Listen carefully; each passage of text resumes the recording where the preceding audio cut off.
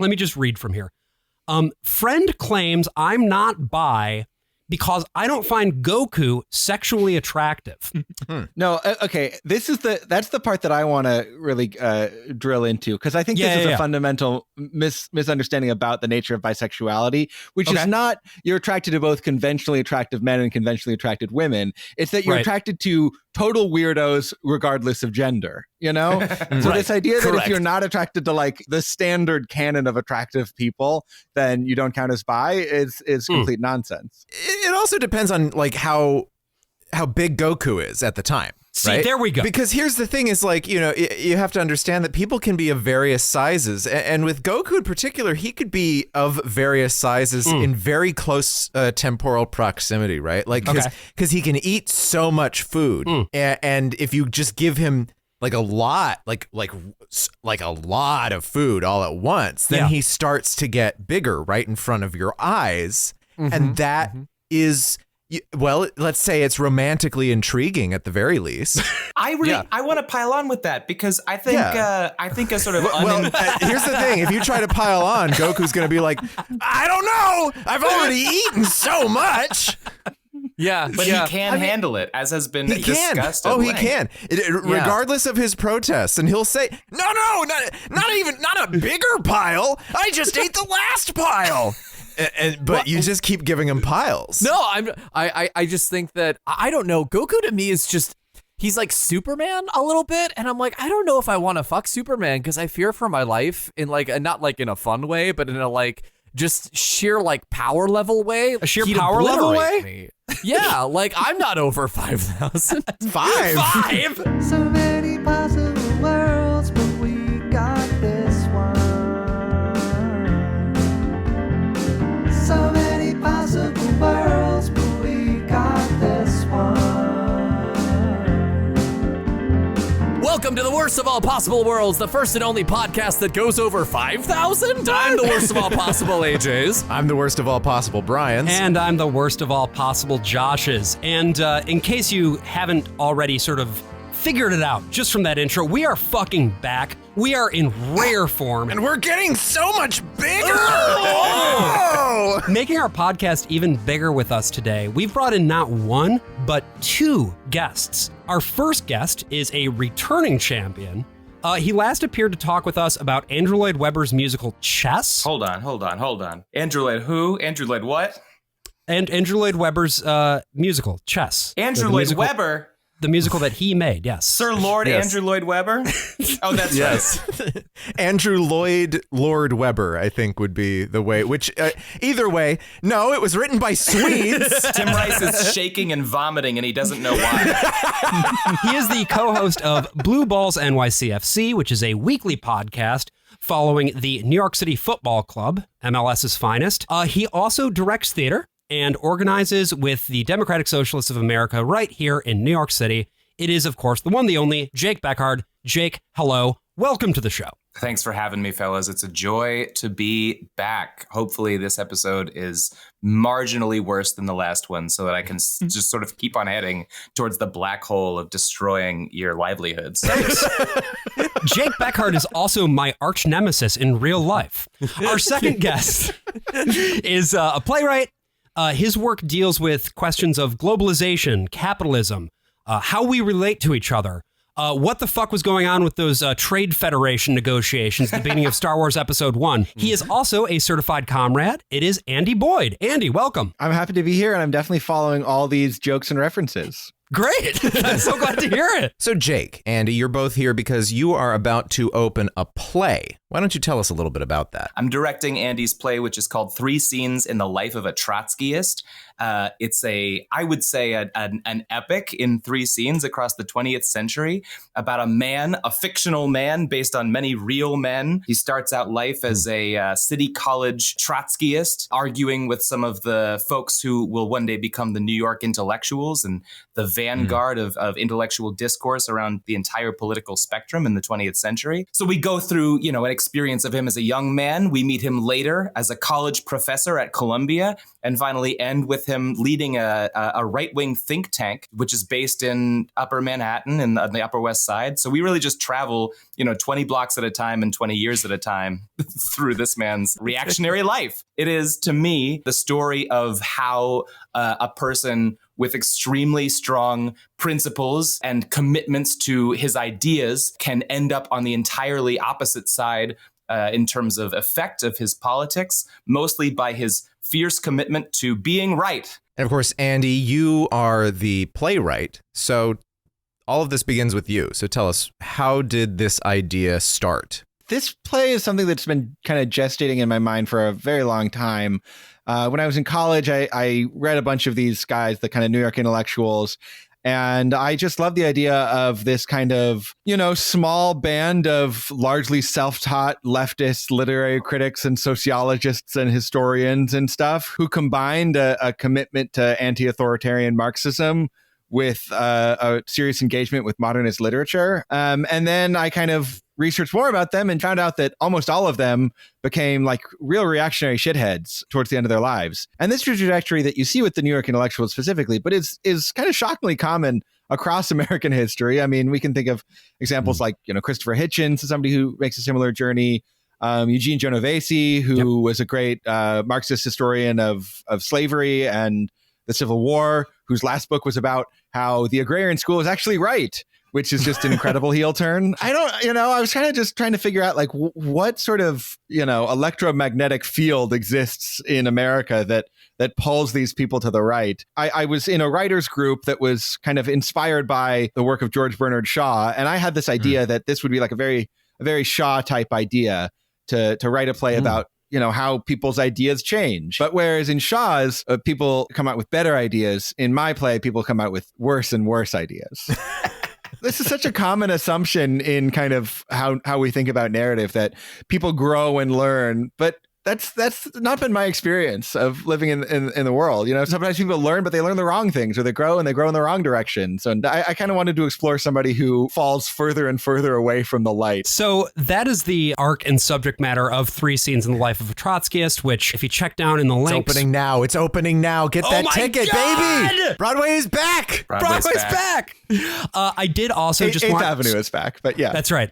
I did also just want to note that the evening performance of Sunday the 25th, which is just in a few days, if you're listening to this episode when it drops, I will be moderating a post-show roundtable after the performance with David Cleon and Sam Adler-Bell, who are both really brilliant. You might know Sam is one of the co-hosts of Know Your Enemy. So if you're into learning more about this kind of stuff, don't hesitate to check that out. And again, link down in the comments. So because of the subject matter of this play, Jake, you specifically had pitched me on this idea of coming on to talk about Reds, which is a 1981 motion picture that Warren Beatty did literally everything on. Including fuck Diane Keaton. So why did you pick this movie, and what made you so excited to talk about it? Jake, Andy, either of you. I need to jump in and honor the fact that Andy is the one who did come up with the idea.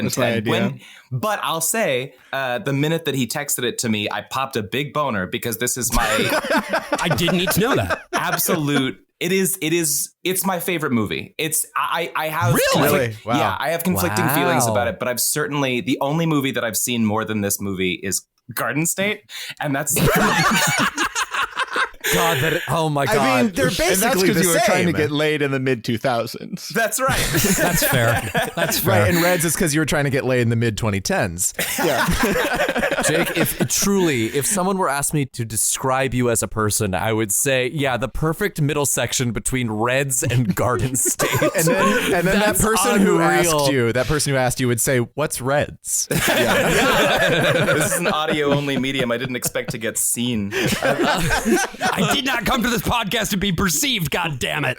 Yeah, well, and this is a question I have, because this is a more obscure movie, regardless of the success that it had in its first run. what was your first experience with the movie? So I found Reds in college. You know, I went to acting school. I found out pretty quickly that I wasn't very good at it. It's not important. I went to NYU. Both AJ and I met at NYU, which is how I find myself here. We are fighting violets both. I was in a Chekhov class and got assigned a Petya scene from The Cherry Orchard. Petya Trofimov is this sort of, young radical, he's an ideas man. And my teacher, who everybody sort of took her word as God, was like, here's what you have to do to work on this role. You have to watch Reds because, Warren Beatty captures to me everything about what makes this guy. And I didn't actually do it. But then later that summer, I was like, oh, I remember that movie that she was talking about. And I watched Reds and I lost my fucking mind. I just had never seen a movie operate on so many levels at once. Because I was an acting student then, I was obsessed with the performances. But at the same time, I was it was also right around the time that I was trying to kick up my film knowledge a little bit. And so I was watching some more historical epics. I watched Cleopatra because I had just seen... boy. I know. Well, that's it. Exactly. Like I had just seen Who's Afraid of Virginia Woolf. And I was like, I think Elizabeth Taylor's my whole thing. And then I watched Cleopatra and I was like, never mind. But I was, I was looking.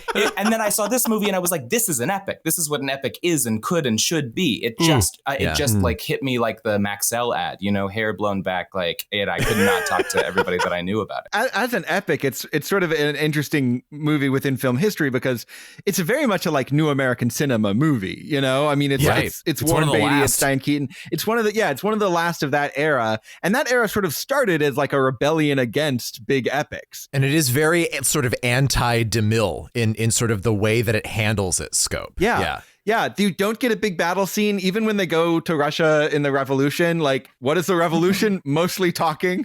It's like mostly... a lot of guys in big rooms. It's a bunch of soldiers hanging out of like a large truck. Yeah, you don't get the storming of the Winter Palace. Like, there are these big set pieces that you could have that just aren't in there at all. It is an epic in terms of the scope and scale of it, but it always preserves a very sort of like human drama as well. And of course, it is not a prequel exactly, but it covers a span of time in the American communist movement that does set the stage for where we begin our play. And so just on that level, right? Like it's everything that it's talking about in terms of where, the only thing missing, I think, is the shift into Stalinism, the relationship between American and Soviet communism and how American communism is reckoning with Soviet communism in our play ties back to the span of days that this movie covered, or of years that the movie covers. Yeah, there's a lot to unpack in terms of how your play relates to this movie, and a lot to unpack regarding just this movie in general. So let's start by just looking at the context, looking at where this all began. Who was Warren Beatty? How was he able to get something this unusual made? And a lot of the information we have on the behind the scenes of this movie comes from Peter Biskind's article in Vanity Fair, which we have linked in the notes. Go check it out. It's an exceptional article about the making of an exceptional film. This film is the brainchild and was made by the sweat, blood, and tears of Warren Beatty. He dragged this movie behind him and over the finish line and was basically a husk of a man by the time he did. Let's be clear, though. He extracted a lot of sweat, blood, and tears from all of those closest to him. Most of the people closest to him. But to give you some context for Warren Beatty, the last time that we talked about him on this podcast was when Patrick Willems came on to talk about that's Boss right. Baby. The Boss Beatty. The Boss Beatty. Because Warren Beatty retains the rights to Dick Tracy and refuses to let them go. Yeah. Beatty has this incredible power for negotiating a deal. Right. Yes. There are some artists out there who are incredibly artistically ambitious and fast, but they're not necessarily great in the boardroom. Beatty gets these like iron fucking clad contracts to do whatever he wants. A lot of people call him the Josh Borman of Hollywood. That's right. They do that.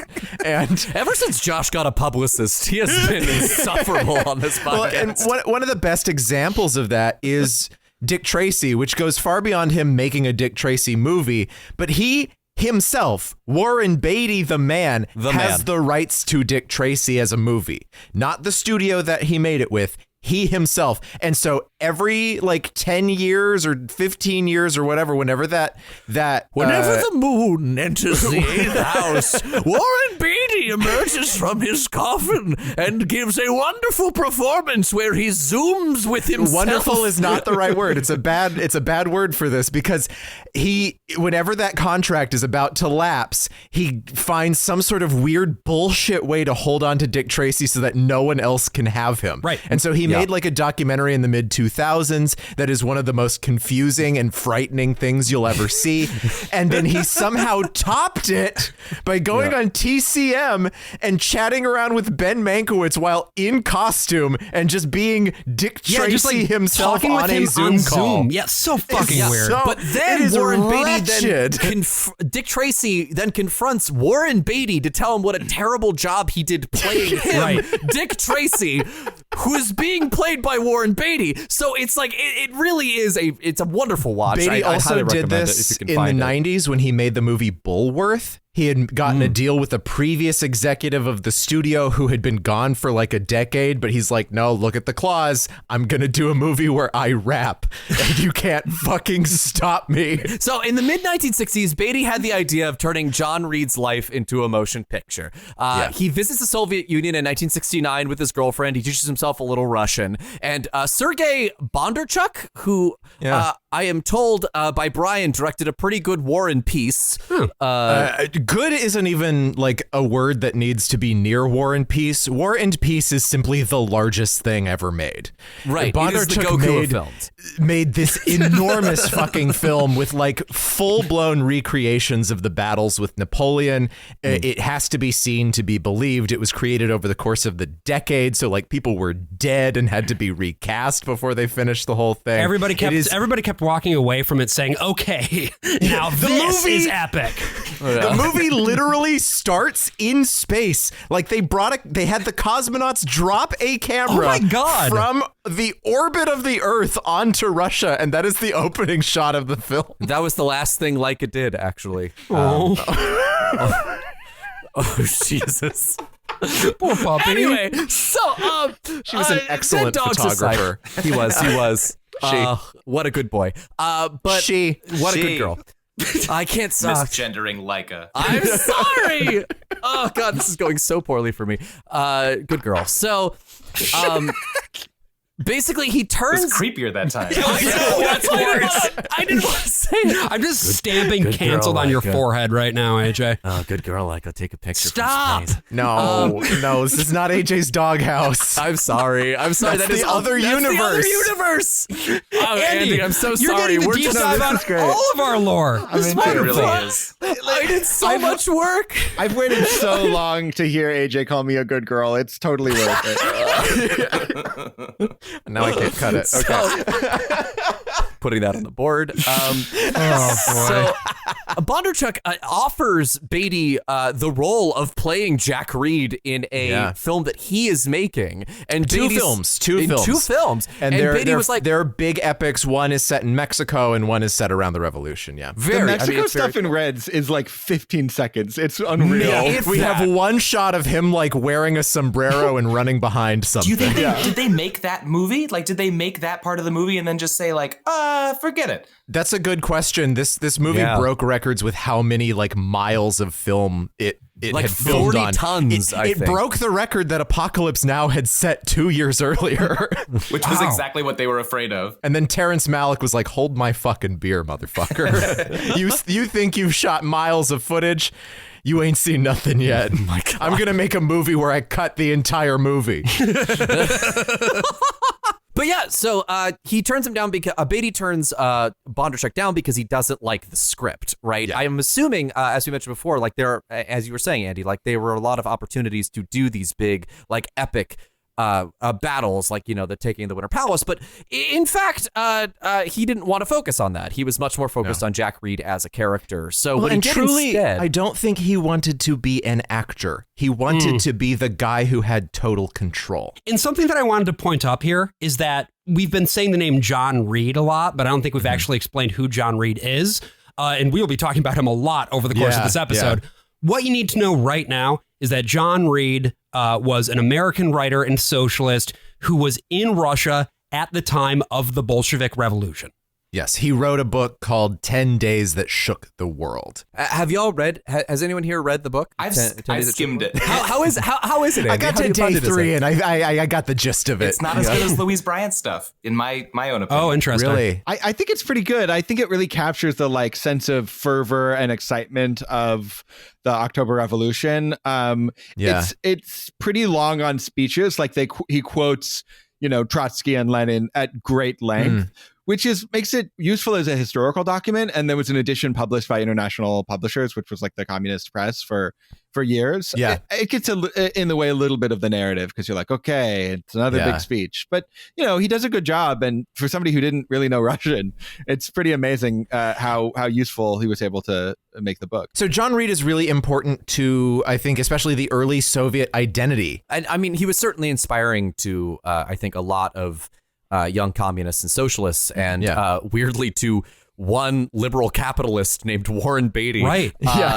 So Warren Beatty worked on the George McGovern campaign for a while. He was a big organizer of sort of a lot of fundraising events. He also worked on Bobby Kennedy's campaign and then became a gun control advocate after the assassination. Right. And when George McGovern eventually got the Democratic nomination in 1972, he locked himself in a hotel room and over the course of Warren 4 Beatty days... not George Warren McGovern. Beatty. No, George McGovern. George McGovern went on a bender. He locked himself in a hotel room, did shots off of...